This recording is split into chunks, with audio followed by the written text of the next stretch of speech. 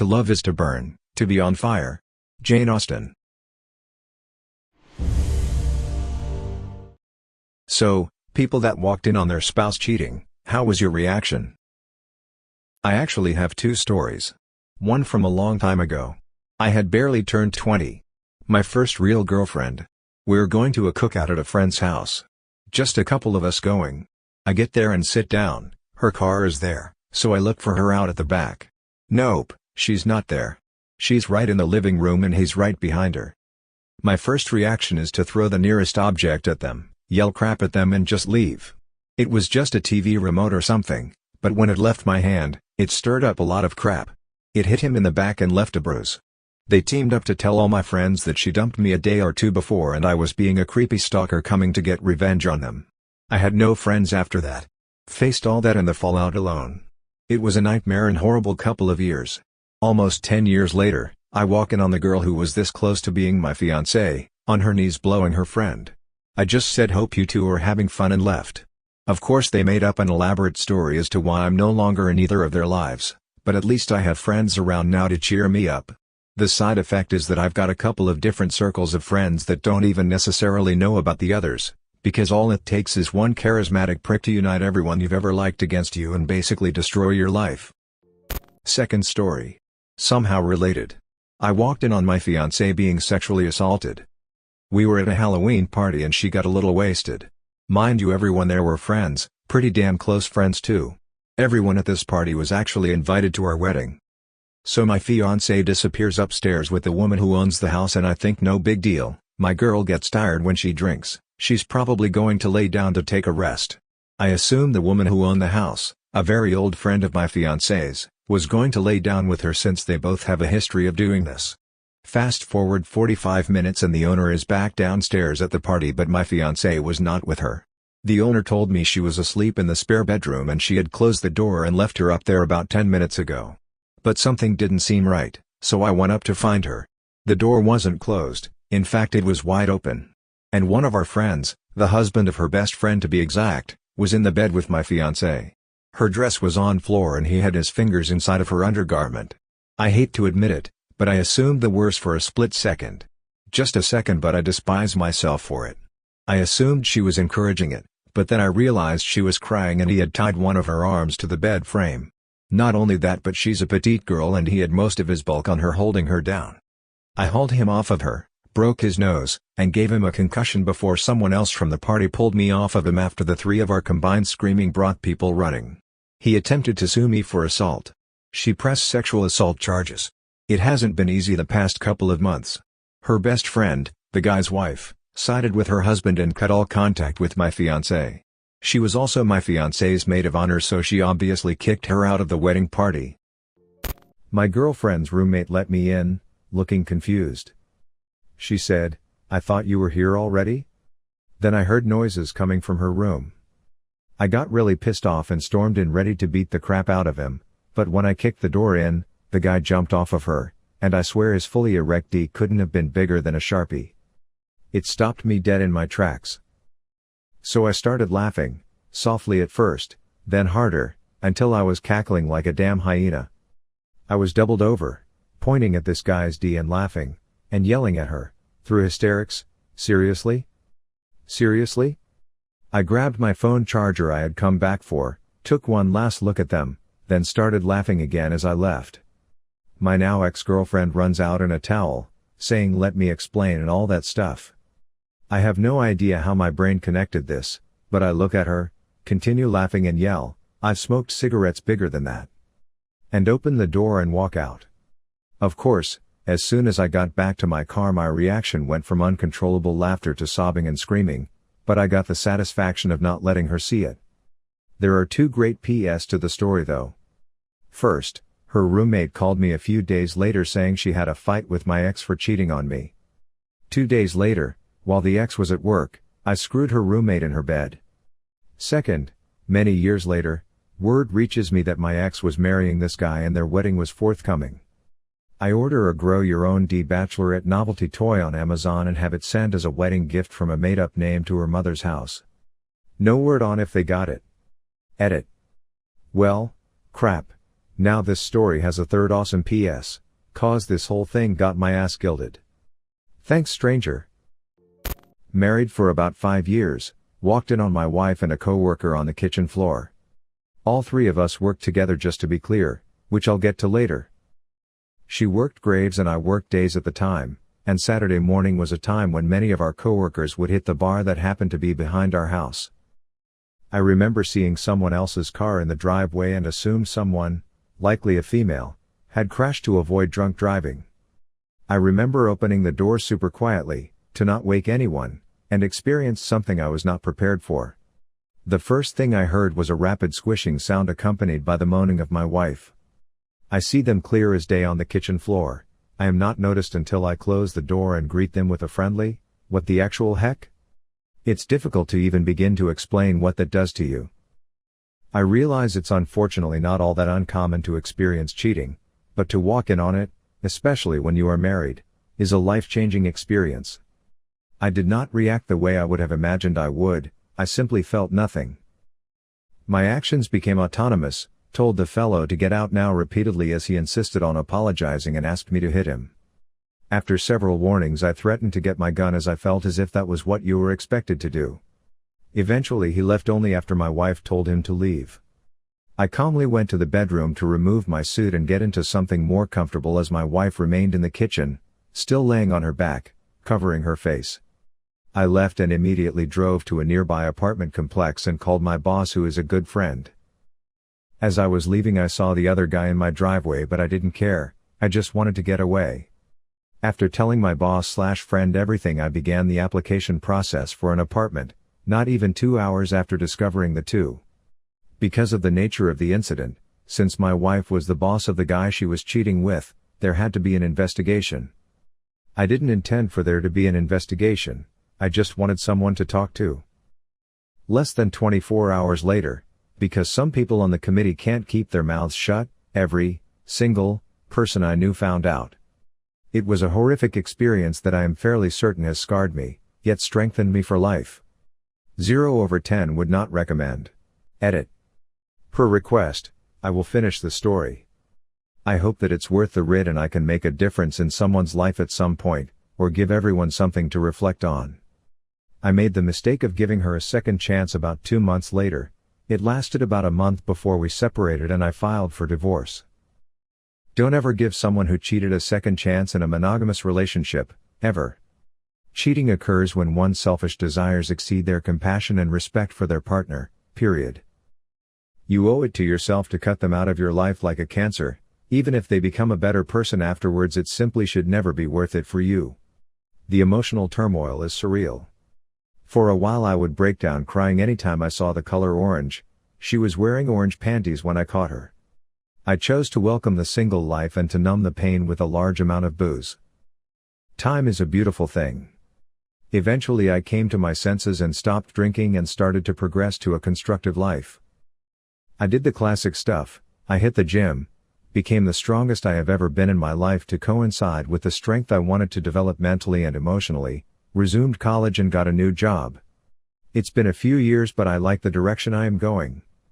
I have more self-respect than I have ever had in my life. I have a wonderful woman in my life who is a great support and complements my personality. I lost a lot of friends for various reasons, but I am building new relationships. Does time help? Yes, but it won't fix everything. I occasionally struggle with trust issues, as well as anxiety, but it's getting better. Trust me on this though, it was so hard, and it still is on occasion, but you will learn a lot about yourself. This was the moment of my life. For a couple of weeks I suspected my girlfriend was cheating on me with this particular guy, we'll call him John. The relationship was going south anyways, but I just wanted the pleasure to see her face when I catch her. My buddy and I devised a plan. I told my girlfriend I was going home to visit my parents. I was away in college, but in fact I was staying at my buddy's place a couple of miles down. Then the stakeout started. We knew where John lived and decided to follow him throughout the day. I was obsessed. We took my buddy's car at 6 in the morning, parked right where he lived, and started following him everywhere. Day 1 was a bust. John left the house only twice that day, grabbing his lunch and dinner nearby, Dude never cooked. My buddy wanted to give up that day, but I knew we would catch him eventually. Sure enough, the next freaking day he left his house 3 times. Lunch, dinner, and finally something after dinner. My heart was pounding. I can't even imagine telling you the adrenaline I felt when I saw this guy leaving his house. Followed him for a few miles and sure enough, we see him pulling over to my girlfriend's apartment. Waited about half an hour and decided it was time to walk in. This is when we come in. Walking down the lobby with tank tops, shorts, Happy New Year glasses, confetti poppers, helium balloons, party horn, and a DSLR camera all at midnight in freaking March. We slowly crept into the room, I had the keys, and sure enough you could hear faint moaning. We busted the door open, screamed surprise, confetti everywhere, and the camera started flashing. We left immediately after that. Anyways, you ever seen a picture of a spooked cat? Floating in midair and his fur all fuzzy? Well, the picture came out exactly like that. She was screwing him in reverse CG, so we got a picture of her floating above his D in a squat formation while he laid down. Anyways, I texted her the photo the next day and said I would delete it if I got all of my stuff back. I never received my belongings in such a neatly packed box. When I turned 18, I thought I found the perfect woman. We had so much fun and she was my everything. About 4 years into the relationship, I proposed to her and she says yes. It wasn't until a few months before the wedding, she was texting more than usual. Thought nothing of it really since she said it was a coworker she works with at the daycare they worked at. I never suspected anything of it because she never gave me a reason to question her since we never had problems or the normal red flags. One day, I came over to her house a little early since I got off the weekend and wanted to surprise her with some candy and roses just because I could. I walked into her house as I always did. She lived with her parents but they went on vacation for the weekend and let her have the house. I didn't really hear much out of the ordinary except for some weird knocking sound every so often. I got something to drink and sat down for a minute. I remember that day vividly even though it was a few years ago.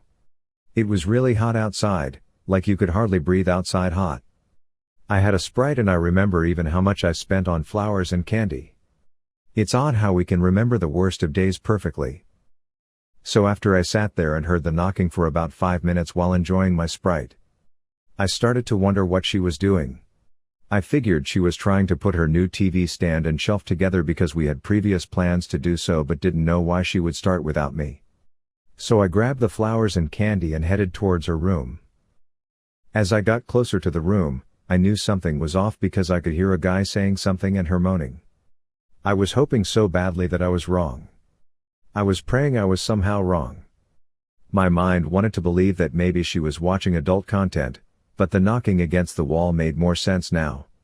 I opened the door and it was my worst fear. Some guy was on top of her and they were going at it. The knocking was her bed hitting the wall every so often. I was entirely heartbroken. I put the flowers and candy on her dresser and left without saying a word. They both see me and just sort of froze, like maybe perhaps if they stopped I'd not notice, or maybe they didn't know how to react. I know I didn't. I knew the guy. He was one of her really good friends from grade school. In most cases I wouldn't be mad at the guy because I think in most cases, the guy doesn't know the full situation, but this guy knew better. He knew we were together and I was mad. Hell, the guy had a girlfriend of his own. I was furious, but it was sadness that took me over. I was so sad, it felt like I wasted 4 years of my life. I didn't understand why or how she could do this, what I did wrong. So many things in my mind. I was broken. I drove home. I remember the exact feeling and mindset I had on my way home, that I could have crashed and I wouldn't have cared. That maybe it would have made her regret it. I get home and about 10 minutes later she showed up. We both did a ton of talking to one another and opening up. She said that all the texting was with Justin, the grade school friend, and she said she had this other side of her that wanted to be bad and wanted to get out every so often. We talked about what that meant. She wanted to try BDSM stuff in the bedroom. So it didn't result in us breaking up. The truth was I did love her, and when you spend that many years with someone, it's very hard not to love them. I also didn't want to start over and I didn't want anyone else. We did have fun together immensely. So she stopped talking to the grade school friend. They were no longer friends and I decided to call off the wedding until I felt everything was okay. So we tried new bedroom stuff and it was fun and we had fun. Life went back to normal, but that day changed me a little. After that day I always had trust issues. Trust just isn't easily gained back after something like that.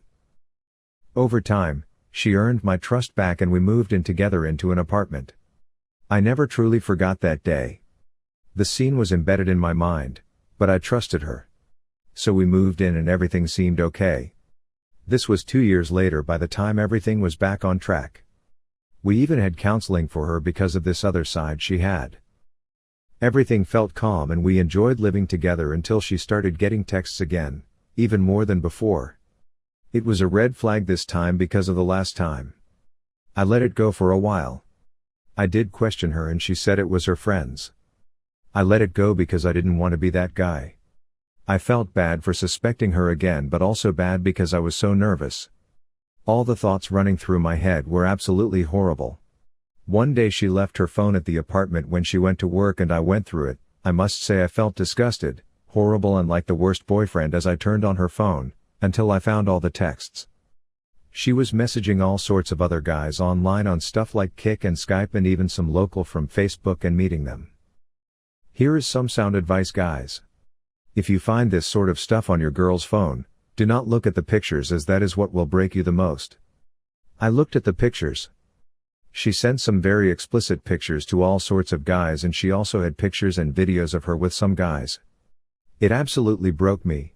I was done, beyond it. I grabbed everything I needed, mostly clothes, my TV that I paid for, my video game stuff, and my computer, everything else I didn't care about, filled my car and my friend's car and moved to his basement.